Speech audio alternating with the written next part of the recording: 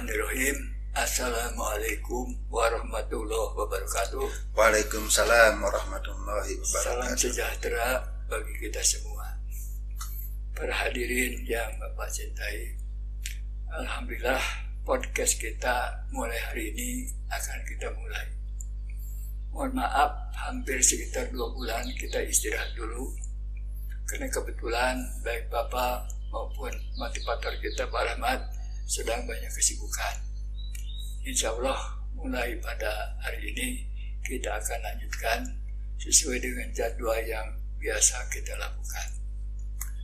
Para pemirsa yang Bapak cintai, pada hari ini motivator kita Pak Rahmat ST akan menyampaikan satu tayangan dengan judul Bisa Tenang.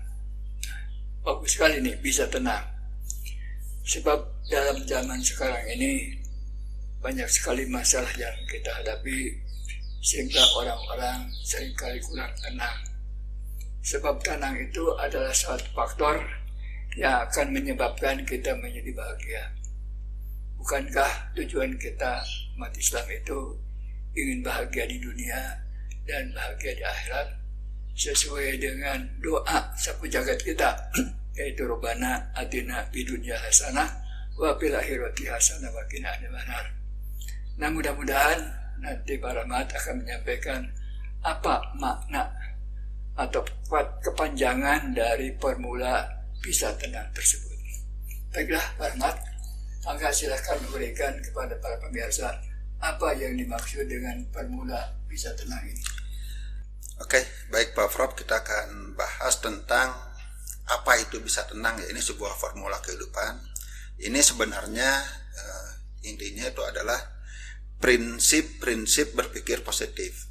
Kita akan belajar intinya bagaimana cara berpikir positif. Kemudian manfaatnya itu adalah kita bisa hidup dengan tenang. Tadi disinggung oleh Pak Prof tentang bagaimana caranya supaya kita itu bisa tenang di tengah kehidupan yang sekarang itu semakin membuat kita itu mudah stres Pak kalau tidak bisa menyikapinya. Misalnya harga-harga naik terus gitu. Kemudian bahkan sekarang kan sedang terjadi peperangan di belahan dunia sana. Kemudian penyakit dan sebagainya yang membuat seringkali kita itu seringkali stres, termasuk ya mungkin pengangguran masih tinggi, tingkat ekonomi masih rendah, masih banyak orang yang tidak bisa mengalami kehidupan ekonomi yang lebih baik. Politik masa transisi gitu. Ya, politik masa transisi yang membuat kita itu malah stres, malah bikin tidak bahagia. Nah, mudah-mudahan dengan 9 prinsip berpikir positif yang akan dibahas ini, kita bisa menjadi lebih tenang. Kenapa? Bukan berarti tenang itu diam saja, tapi pikiran kita itu tetap tenang. Tetap kita harus kerja keras ya, bukan berarti tenang itu santai-santai, bukan itu. Tapi pikiran kita tidak panik, tidak stres. Kadang ada sebuah paradoks. Paradoksnya gini, ada orang yang sedang dilanda kesulitan. Sebenarnya ada sebuah cara, bagaimana cara mengatasi kesulitan tersebut. Tapi cara ini hanya bisa dilakukan kalau kita itu tenang. Kenapa? Pikiran kita lebih jernih, emosi kita lebih positif, motivasi kita tinggi kalau kita berpikir tenang. Tapi karena ada masalah, kita tidak bisa berpikir tenang. Karena tidak bisa berpikir tenang, tidak bisa menyelesaikan masalah. Terus saja muter Pak, nggak selesai-selesai. Jadi mana yang harus dibenahi, masalah dulu atau ketenangan dulu? Nah, kabar baiknya kita itu bisa tetap tenang meskipun kita masih berhadapan dengan masalah. Jadi yang bisa diperbaiki itu adalah ketenangannya dulu. Nah, nanti setelah kita bisa tenang, terlepas masalah itu masih ada atau tidak, nah maka kita bisa menyelesaikan masalah tersebut. Nah, bagaimana caranya supaya kita itu bisa tenang? Ya, formulanya adalah bisa tenang. Ya, bisa tenang itu sebuah akronim ya, yang diawali dengan huruf B.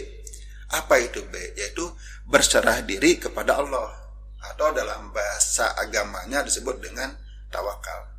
Jadi langkah pertama yaitu tawakal. Bahkan kuncinya supaya kita bisa hidup dengan tenang yaitu berserah diri kepada Allah. Ya, apapun masalahnya kita yakin kan Allah itu akan memberikan yang terbaik bagi kita, maka udah serahkan saja. apapun masalah itu. Meskipun menakutkan, meskipun membuat kita khawatir, membuat kita itu sangat takut menghadapi masa depan, apalagi berkaitan dengan orang-orang yang kita sayangi, ya semuanya serahkan aja kepada Allah. Kalau kita takut apa yang terjadi kepada anak kita, kepada saudara kita, ya udah titipkan saja juga mereka itu kepada Allah. Jadi itu Pak, yang pertama itu adalah tawakal, berserah diri. Nah, tawakal itu dimulai dari azam ya. Jadi ada ayatnya, apabila kita sudah membulatkan tekad, maka bertawakallah. Faida ajamta fatawakal Allah. Nah, kemudian ada juga hadis yang lain yang mengatakan kita itu bertawakal setelah ikhtiar, yaitu ikat dulu unta kita baru bertawakal. Jadi jangan untanya dilepas kemudian bertawakal. Jadi artinya tawakal itu dimulai dari kita memiliki tekad, kemudian setelah kita berusaha keras. Jadi setelah kita berusaha keras ya udah semuanya serahkan hasilnya kepada Allah. Nah, ya? Itu B. Nah, sekarang I itu adalah iman kepada qada dan qadar. Bahasa sederhananya beriman kepada takdir yang ditetapkan oleh Allah. Ya, qada itu adalah ketetapan yang ditetapkan oleh Allah. Kemudian qadar itu adalah ukurannya. Dan itu kita ya harus beriman. Nah, kalau kita beriman bahwa semua yang terjadi, ukuran yang Allah berikan kepada kita itu adalah ketetapan Allah, ya kita akan tenang. Kita akan bekerja, akan berbisnis dengan tenang. Kenapa? Karena semuanya toh udah Allah yang ngatur itu.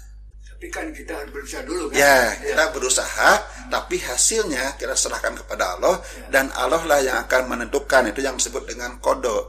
Kemudian yang disebut dengan qadar, ukurannya. Ya, kita juga misalnya tidak perlu takut dengan kematian. Kenapa? Karena kematian itu adalah sudah menjadi qada, ketetapan Allah. Kapan kita mati, itu yang disebut dengan qadar, ukurannya. Nah, kita jadi tidak tahu kan? Ya, kita tidak tahu gitu. Maka ya tenang aja, itu ngapain takut. Ya, tidak sedikit di kecelakaan yang besar pun kalau bagi Allah itu masih belum waktunya, ya masih selamat itu. Tapi tidak sedikit orang yang sedang tidur nyaman di rumah, tiba-tiba rumahnya diseruduk truk, akhirnya meninggal juga. Yang ketiga itu S-nya apa tuh? Nah, bisa S-nya itu adalah syukur. Kalau kita ingin tenang, kita juga harus rajin bersyukur. Karena dengan bersyukur kita akan fokus kepada hal-hal yang positif, akan fokus kepada nikmat-nikmat yang sudah Allah berikan kepada kita. Nah, seringkali kita itu hanya fokus kepada kekurangan. Ya, misalnya sekarang saya sedang tidak punya uang, itu hanya satu kekurangan. Padahal nikmat Allah tak terhitung. Gimana kita syukur dalam keadaan kekurangan? Supaya kita bisa bersyukur dalam kondisi kekurangan, dalam kondisi kesulitan, maka kita harus, kalau kata Agimah, manajemen kolbu, mengatur hati kita, yaitu mengarahkan fokus kita kepada kebaikan-kebaikan. Salah satunya yang diajarkan oleh Al-Quran, yaitu dengan menyebut nikmat itu, menyebut nikmat. Ya, dalam Ad-Duha ya disebut hadis. Yaitu kita sebutkan, meskipun dalam hati, tapi kita sebutkan. Meskipun kita tidak bisa menyebutkan semua nikmat, ya sebagian aja yang bisa kita. Bahkan ada yang mengajarkan, cobalah sehari kita sebutkan 10 nikmat, itu pasti bisa. Ya pasti bisa. Kenapa? Karena nikmat itu sangat banyak, bahkan kata Allah takkan terhitung. Itu orang Sunda itu kadangnya ada formula untung, Pak. Betul, ya. Jadi kalau misalnya mobil kita terserempet sedikit, untung, ya. Betul. Tidak terserempet gede, ya. Kemudian kita mendapatkan kecelakaan sedikit, untung, ya. Betul sekali. Tidak banyak celaknya. Boleh nggak tuh pakai formula untung? Bahkan formula untung itu adalah salah satu manajemen kolbu yang sangat bagus. Gitu ya. Ya. Kenapa? Karena kebanyakan orang fokusnya itu kepada hal yang negatif. Fokusnya. Tapi dengan ada formula untung, kita bisa melihat yang lain yang lebih banyak. Misalnya ada kebetulan ya salah seorang teman saya tangan kirinya itu patah, Pak. Kecelakaan sepeda motor. Untung hanya satu. Untung hanya satu, kakinya masih utuh, tangan kanannya masih utuh, badannya nggak apa-apa. Nah, sehingga meskipun tangan kirinya sedang sakit, masih bisa bersyukur. Saya syukuri nikmat tangan kanan saya syukuri. Bahkan tangan kiri pun yang sedang sakit, itu pun bisa disyukuri, Pak. Untung masih bisa disembuhkan. Baiklah, kita lanjutkan dengan itu yang bagian A-nya. Apa itu A-nya? Nah, A-nya itu adalah amalkan husnudzon, yaitu berbaik sangka. Berbaik sangka kepada siapa? Yang pertama, berbaik sangka kepada Allah. Karena dalam hadis kursi disebutkan, aku sesuai dengan prasangka hambaku. Kalau kita ingin sesuatu ya, kita punya prasangka positif aja. Bahkan kalau terjadi sesuatu yang negatif, kita prasangka positif aja kepada Allah. Meskipun ya kita itu mengalami kejadian yang negatif. Saya ingat nasihat salah seorang ustadz ya, Ustadz Nasrullah, Magnet Rezeki, Pak, mungkin pernah dengar. Nah, seringkali hal-hal yang negatif itu kalau kita ibaratkan itu seperti bungkus atau cangkang. Ya misalnya kita makan jeruk nih, Pak. Kita kan cangkangnya itu hanya dibuang. Yang dimakan itu adalah isinya. Permen juga sama, yang kita buang cangkangnya. Nah seringkali yang datang pertama yang kita lihat itu adalah cangkangnya.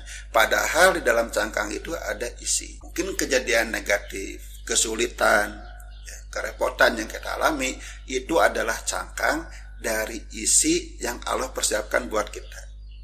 Tinggal kita membuka cangkang itu kemudian membuangnya. Ya tinggal seperti itu. Nah kita itu berbaik sangka kepada Allah. Yang kedua, kita juga harus berbaik sangka kepada sesama. Ya seringkali kita akan kesal dengan orang lain atau curiga dengan orang lain. Itu malah membuat hati kita tuh was-was terus. Tapi kan orang itu macam-macam, Pak.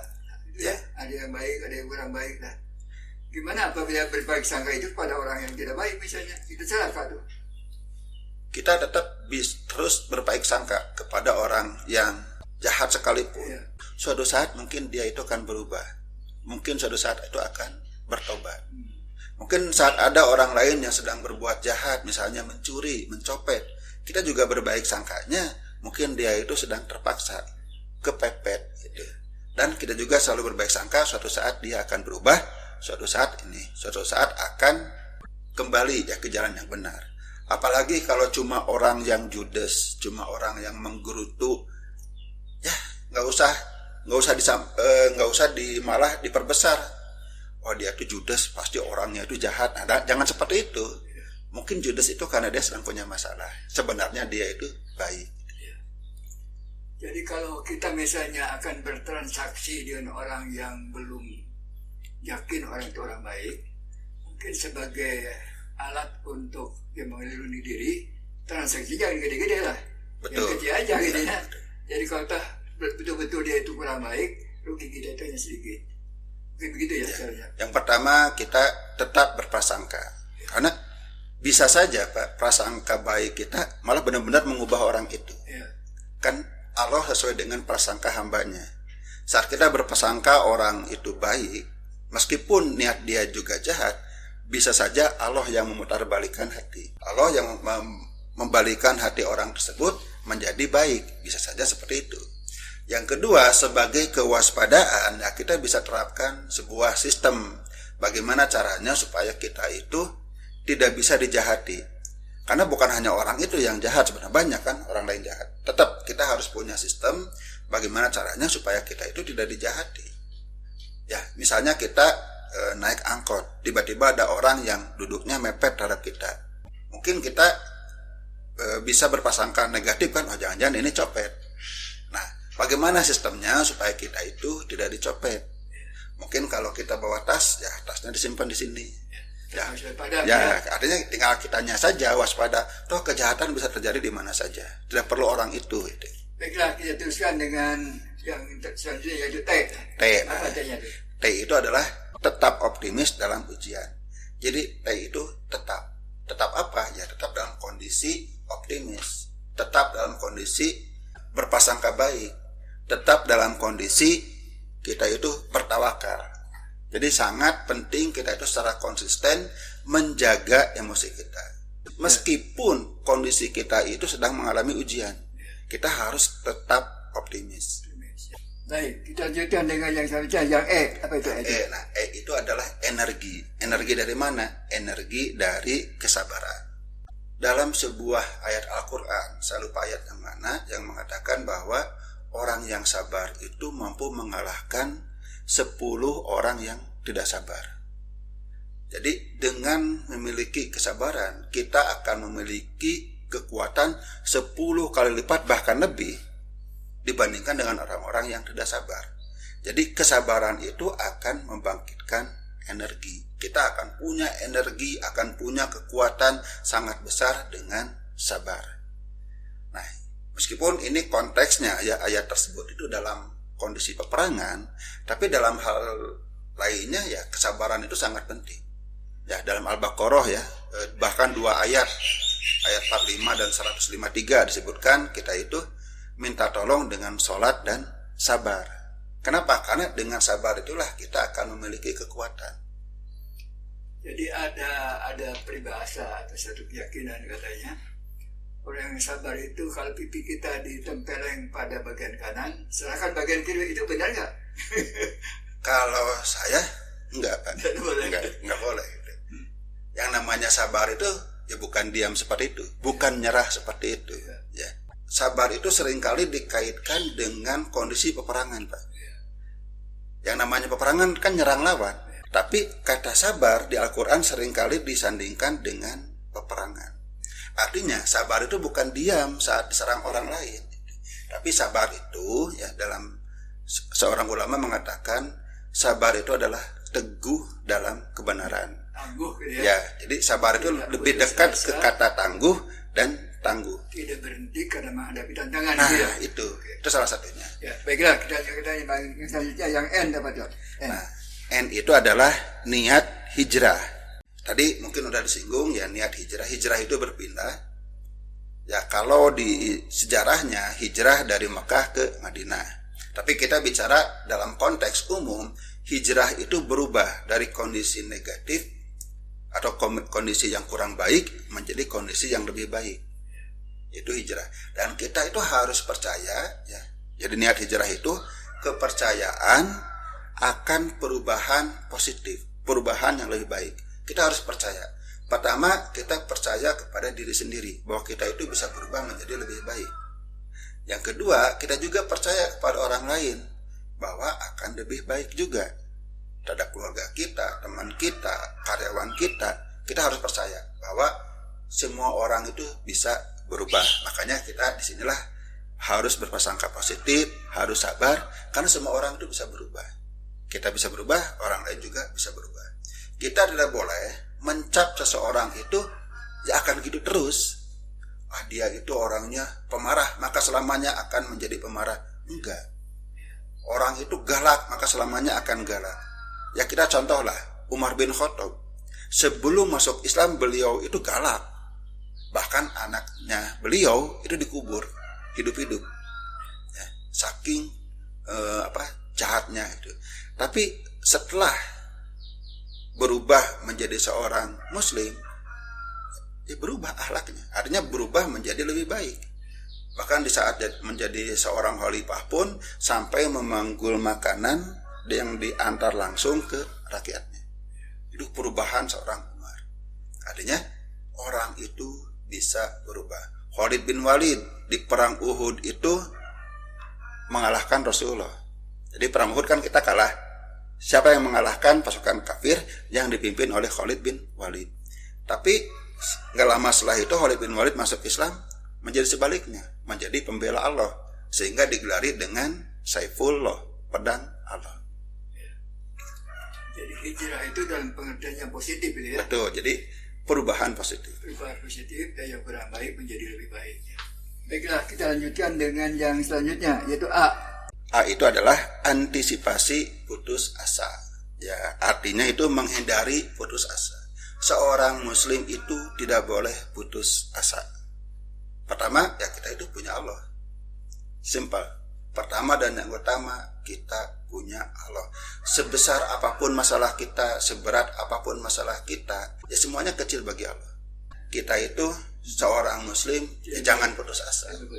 Bahkan dalam Al-Quran di saat menceritakan kisah Nabi Yusuf ya, janganlah berputus asa dari rahmat Allah. Nah, dilanjutkan, hanya orang kafirlah yang berputus asa dari rahmat Allah. Jadi seorang muslim itu tidak akan pernah yang namanya putus asa. Udah yang N-nya. Masuk ke G, yaitu gigih dalam ikhtiar dan doa. Nah, yang pertama, kita harus yang namanya usaha harus gigih ya. Dengan meskipun kita berprasangka baik, kita bertawakal, kemudian kita juga optimis, tetap kalau dalam namanya usaha itu adalah kita harus gigih. Ya, tidak bisa kita mengatakan saya udah berdoa lah, serahkan aja kepada Allah kemudian santai-santai saja. Tidak bisa seperti itu. Rasulullah berdoa, tapi saat perang Badar kan menggunakan pakaian terbaik, baju perang, menggunakan pedang terbaik, kemudian menggunakan kendaraan terbaik, menggunakan strategi juga. Gigih dalam ikhtiar dan doa. Dalam doa juga harus gigih. Karena banyak orang yang doa itu asal-asalan. Misalnya habis sholat, cuma ngangkat tangan beberapa detik, udah selesai.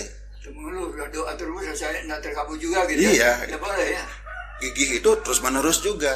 Pak, hatinya itu harus fokus. Ya tidak boleh lalai. Harus yakin. Karena Allah itu tidak akan mengabulkan doa yang lalai. Kemudian juga harus terus-menerus. Harus diangkat juga dengan amal soleh, dengan sodakoh dan sebagainya.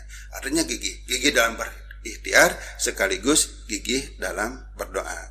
Jadi itu Pak, bisa tenang itu seperti itu. Jadi kita sudah memiliki prinsip-prinsip bagaimana caranya kita memiliki berpikir positif supaya hidup kita itu tenang. Baiklah Pak Arman, karena kita sudah cukup membahas tentang masalah ini, coba disimpulkan. Kalau tadi diure setiap huruf ya dijabarkan oleh Pak Rahmat ya. Bagaimana kita menyimpulkan dari satu kata itu yaitu bisa tenang? Kesimpulannya gimana? Ya, kita ambil keseluruhan lah kesimpulannya.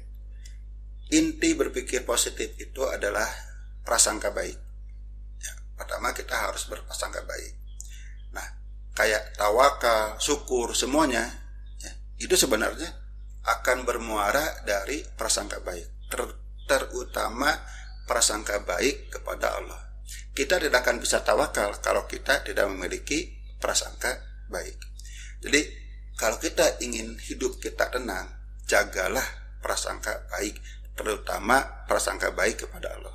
Karena Allah ya dalam hadis qudsi mengatakan, aku sebagaimana prasangka hambaku. Kalau kita berprasangka positif kepada Allah, apapun kejadian yang kita alami, maka insya Allah kita akan terus bahagia, kita akan terus tenang. Ya itu Pak intinya, insya Allah. Baiklah para pemirsa sekalian, itulah tayangan kita pada saat ini. Ya. Judulnya bisa tenang. Siapa yang bisa tenang? Kita semua bisa tenang. Ya. Asal mengikuti poin-poin yang disampaikan oleh Pak Rahmat. Yang intinya memang setiap manusia itu bisa tenang asal taat kepada Allah ya. Asal kita melaksanakan perintah Allah secara penuh ya, insya Allah kita akan tenang. Itulah rukun Islam ya, terus penuhnya ya, amal soleh dilaksanakan ya, kita membahagiakan orang lain ya. Kemudian apabila kita berbuat baik itu harus istiqomah, jangan sekali-sekali saja ya. Orang lain jangan berprasangka buruk, lebih berprasangka baik ya. Itulah barangkali langkah-langkah yang bisa kita lakukan, lebih-lebih pada zaman sekarang ini di mana banyak masalah yang kita hadapi. Insya Allah setiap masalah itu akan bisa dihadapi apabila kita mulai dari diri kita sendiri, senantiasa kita bersikap tenang, berprasangka baik kepada orang-orang lain. Mudah-mudahan tayangan ini ada manfaatnya bagi kita semua ya. Mudah-mudahan kita semua bangsa Indonesia bahagia di dunia dan bahagia akhirat. Itu aja sebagai tayangan pada hari ini. Kita tutup dengan doa majelis. Subhanaka Allahumma rabbana wa bihamdika asyhadu an la ilaha illa anta astaghfiruka wa atubu ilaik. Alhamdulillahirabbil alamin. Wassalamualaikum warahmatullahi wabarakatuh. Waalaikumsalam warahmatullahi wabarakatuh.